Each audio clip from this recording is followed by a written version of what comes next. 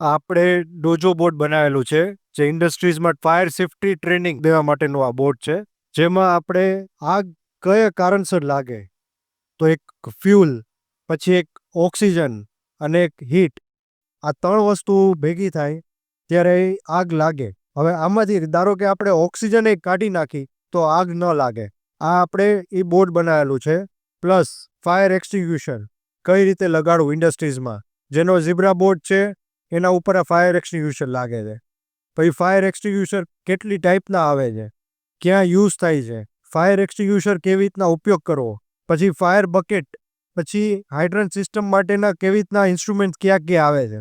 આ cotton pipe છે, આ સ્પ્રિંકલર્સ છે, આ ફાયર હાઇડ્રન્ટ વાલ છે, પછી આ ફાયર એલાર્મ ડિટેક્શન સિસ્ટમ છે, જે આપણે સ્મોક ડિટેક્ટર છે, પછી આ હૂટર છે, પછી આ રિસ્પોન્સ ઇન્ડિકેટર, પછી આ એની પેનલ અને આ એમસીપી. ધારો કે આપણે આ એમસીપી દબાવી તો આખી આ સાયરન વાગે.